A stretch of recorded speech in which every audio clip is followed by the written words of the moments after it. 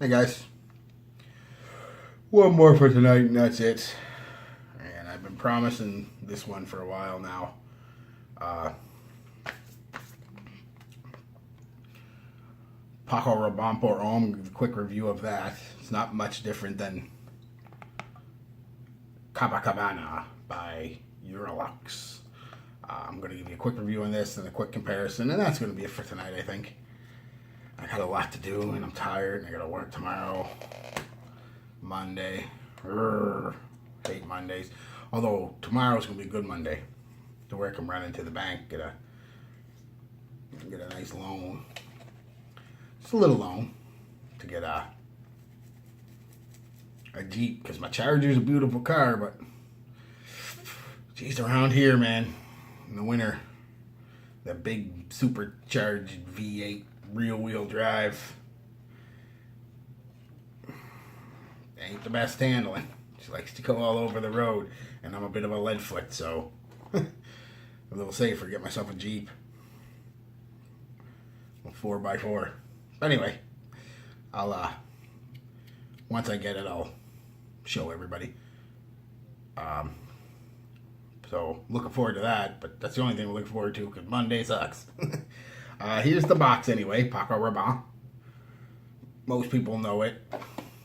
The bottle, most people know it. I washed off that Dolce & Gabbana knockoff there. Just give a spray of this. Real good spray on this, guys. Look at that. Boom. Covers a fucking lot. And here's the dupe. I've already seen my review on it. Similar-esque bottle. I mean, you know. A couple sprays. Another good spray. We'll let them settle and give you a quick review of this one. We all know me. Love Fougères. Fucking love them. Again, they are before my time, but I still love them. Always remind me of a classier time in men's fragrance. Yeah, classier time in men's fragrances and stuff. I just love them. I'm not apologetic. Move this a bit. I just love them.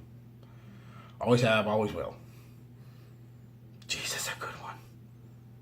Even the knockoff's a good one, but anyway. So Paco Rabanne, Pour Homme, 1973. Fucking 10 years before I was around, for fuck's sakes. Aromatic, fresh, spicy, woody, floral, sweet, earthy. All of that. Notice the sweet. We'll come back to that in a minute. Aromatic fougere. It is an aromatic fougere. It is green as fuck.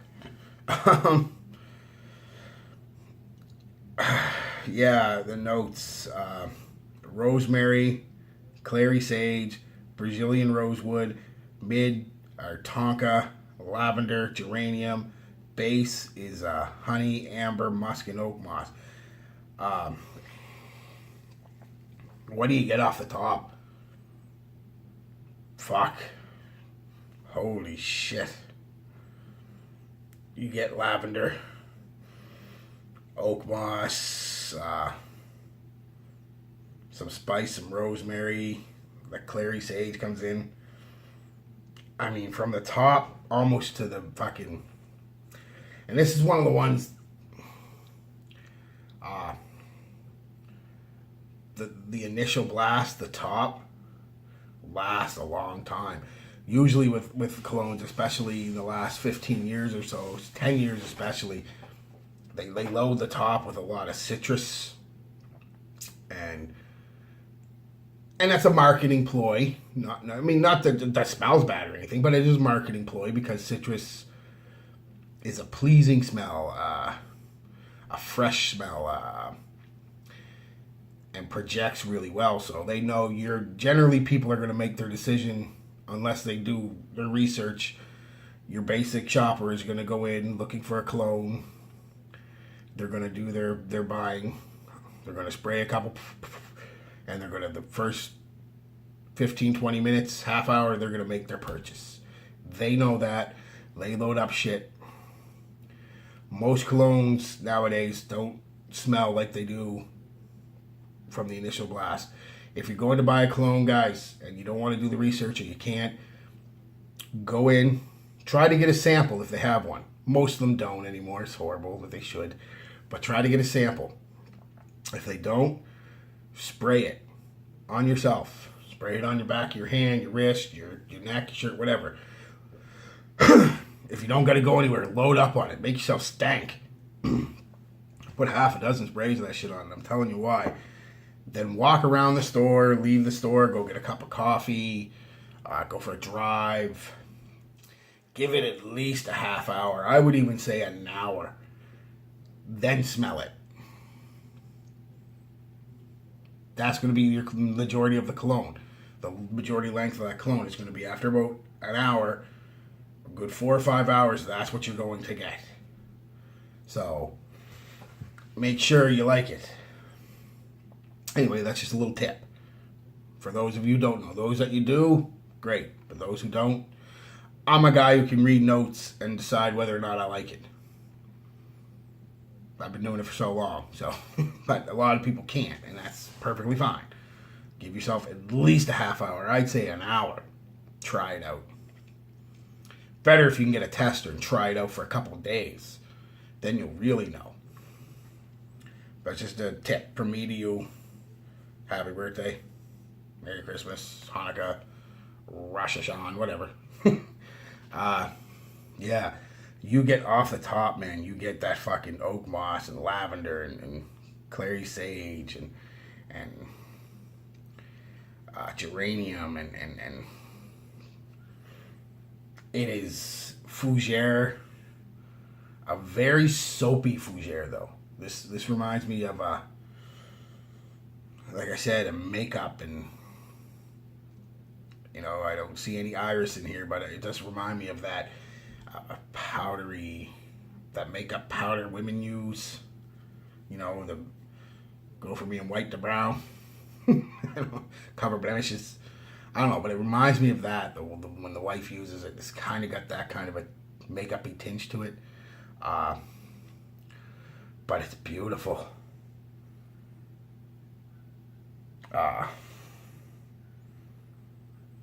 Very, I can't say it enough. Very fougere, very green, clean, green, soapy notes, and like I said, lasts a long time. That initial blast, kind of like you get the top notes and the mid notes, boom, right away. I mean, it's almost just like top notes, no mid, and fucking bass. And it changes too, trust me. It goes from that good 2 or 3 hours of that top, you get a clean smell, and then it almost changes immediately about 3 hours into you still get the fougere elements, but they're not as potent, and the amber and the honey and the tonka come out. It becomes a sweet-esque fougere. It's not overly sweet or anything. The honey gives it a little more earthy sweetness, if you know what I mean. You smell honey, you know what I mean. It's kind of got a dirty sweetness to it.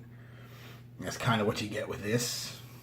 And again, that the mix of the top, the mid, and the bass notes after about 3 hours fucking lasts for another at least 3 hours, 4 hours.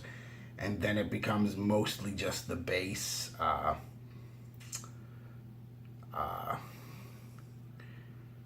slight amber musky scent. And that lasts for a few hours.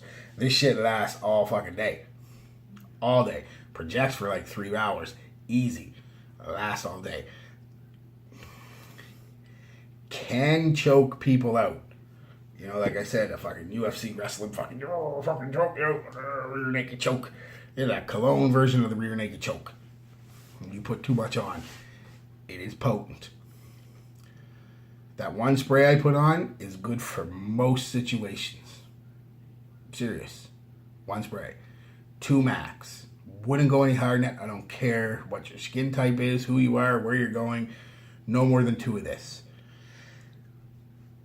And that's the problem with these fougères. I was talking to somebody about that on Facebook and then on YouTube. Guys tended to use way too much of this stuff back in the day, man. They put on 4, 5, 6 of this, and that's why people think they stink. They don't stink. They smell great. You just gotta be easy on the trigger. All right, that's the review. I'm gonna give it a, I'm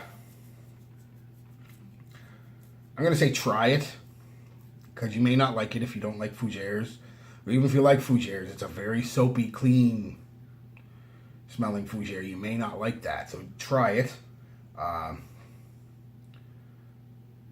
Give it a rating. I'm gonna give it a 3.5. As much as I love it, it's definitely a bit dated. It can be very loud. So I mean, there are a few. Some people would say they're not, but I say they are disadvantages to it. You've got to learn to wear it, learn how to wear it, when to wear it. But once you do, you're in for a treat. It gets nice. Well, it's nice from the start, but then it gets real nice with that mix of sweetness and fougere elements, man. It gets really nice. Oh, yeah. Yeah. It's good. Very good. Yeah, guys, so that was it for the review of that. Now let's get into the comparison. You want to know, I'm going to do a separate video for that. I want to have a quick break. I'm tired. So, peace, love, be good to each other. I'll be back with the comparison.